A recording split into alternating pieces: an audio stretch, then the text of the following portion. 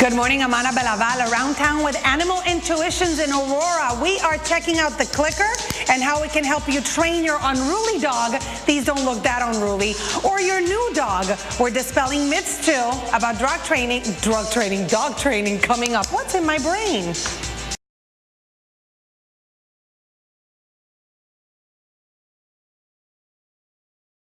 Time for Around Town. Anna's getting some dog training tips. Hey, Ana. Hey, good morning. They're called Animal Intuitions Dog Training, and I'm here with Amber. Good morning, Amber. Hi, Ana. We're teaching the dogs right now how to walk politely with their leash. Yes, we are. Let's go. Let's see our first one.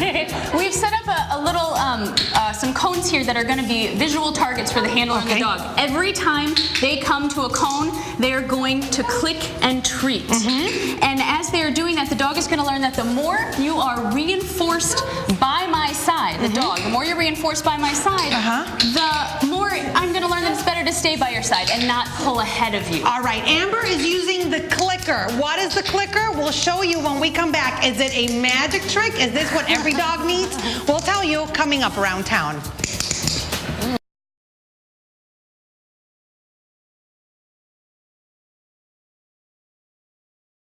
And Anna's around town with the dog trainer. Hey, Ana.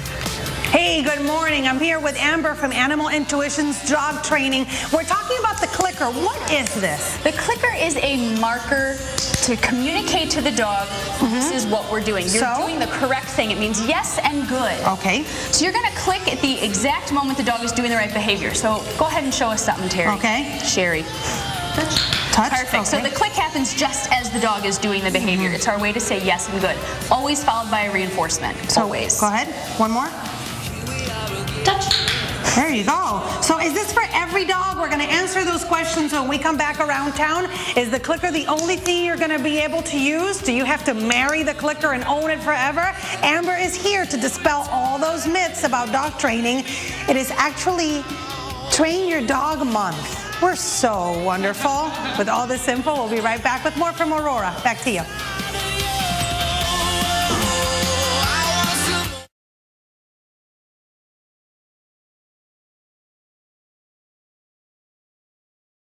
We'll tell you about a space hurricane sweeping over Earth. What?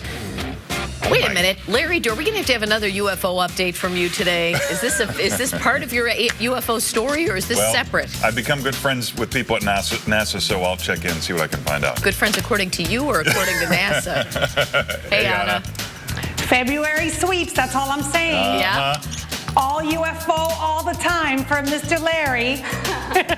Listen, we are dog training this morning with the folks of Animal Intuitions here in Aurora. I'm here with Amber. Good morning, Amber. Hi, Ana. Let's talk about, we've shown the clicker, and you were saying that there are certain myths that you want to dispel. When you use the clicker, and please start using it as we speak, when you use the clicker with the dog, does that mean that now I have to be married to the clicker and use it forever? No, you are not married to a clicker. And in fact, the clicker is for new behaviors or behaviors that break down over time.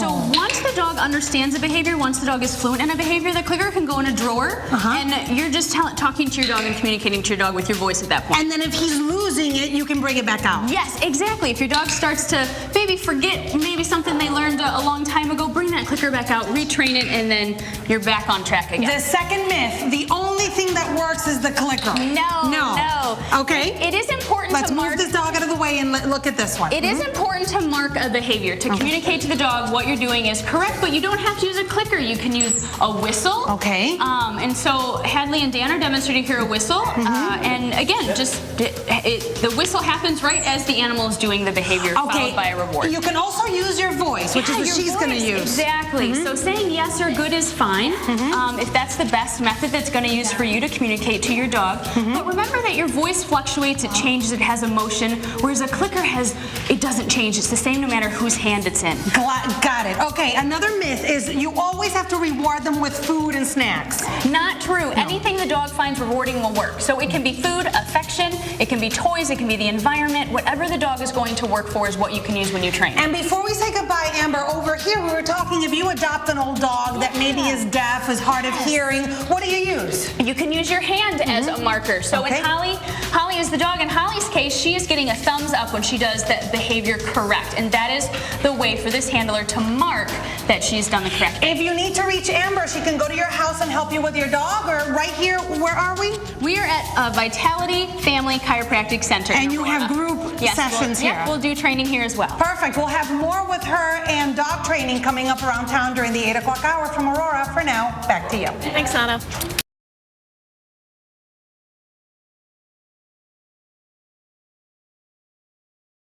Good morning, I'm Ana Belaval around town from Aurora at Animal Intuitions. Can you teach a dog new tricks? We'll show you how.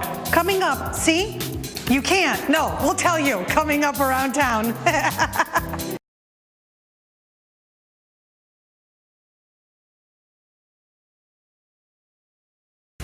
Time for Around Town. Ana's training dogs. Hey, Ana.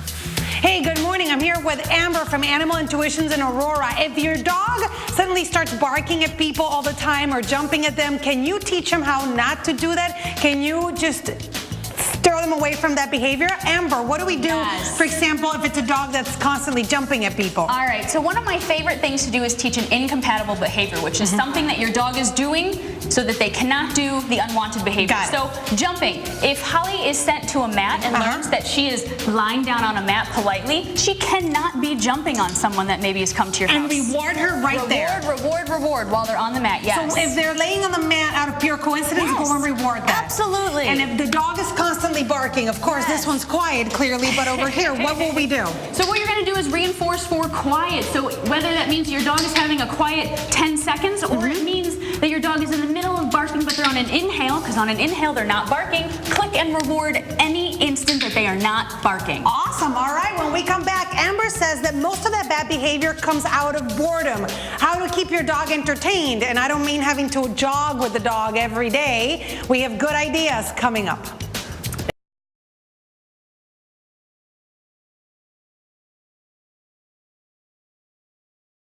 Around town segment's going to the dogs. Oh, you see that? Oh, yeah, because she's doing about dogs, right? Hey, Ana. Now tell me the song is going to be Who Let the Dog Out? No. Please. Because then we've used every TV cliche. I love it. All right, we've been using the clicker all morning long for the usual, the traditional kind of tricks. But then take a look at this. You can train them and teach them some more advanced tricks, right, Amber? Absolutely, yes. The clicker is useful for all kinds of training. And they can do all kinds of wonderful tricks, and you can do this with your dog at home. It's actually very simple. All right, when we come back, how to prevent boredom in your dog that could lead to bad behavior. Around town from Aurora, it's going to the dogs. Ooh, ooh, ooh, who let the dogs out? Nice.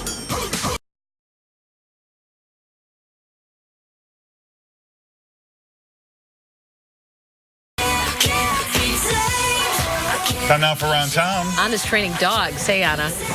Good morning, good morning. I'm here with Amber from Animal Intuitions in Aurora. Good morning. Hi, Ana. So you were saying that a lot of the dogs start acting out, barking or jumping because they're bored. Absolutely. Does that mean I have to take the dog out every day and make it jog and run around? It is very important that your dog gets physical exercise, whether it's walking, running, swimming, playing. That is important, but mental stimulation is just as important. So we have some very fun little mental things your dogs can do in order to keep them entertained and keep them engaged so that they are not bored and you are able to get rid of some of those behaviors. Hadley is demonstrating an easy button from an office supply store. When she pushes it, it talks, and then she gets a cookie for it. Perfect. Okay, and then over here, We have puzzles some- for dogs? Yes, we have dog puzzles. These are IQ dog puzzles that are great. The dogs have to use their brain to figure out how to get the food out of the puzzle. Oh, where do you get these?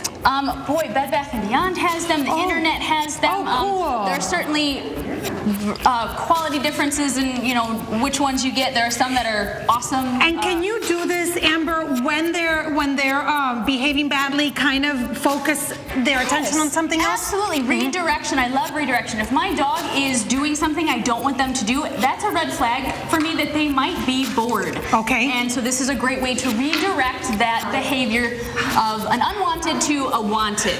We want Holly to go do a trick, but she's so busy looking for the food that she's like, forget the trick, lady.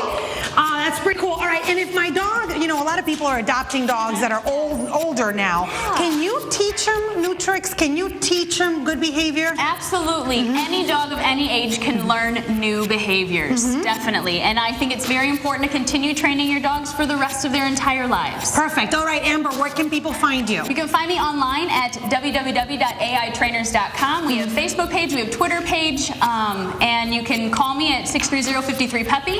And she is a wealth of information, so there you have it. You think this will work with my 4-year-old It might. girl? You want one for home, Larry and Robin? Sure. Yes. Take any help we can get. Thanks, Anna.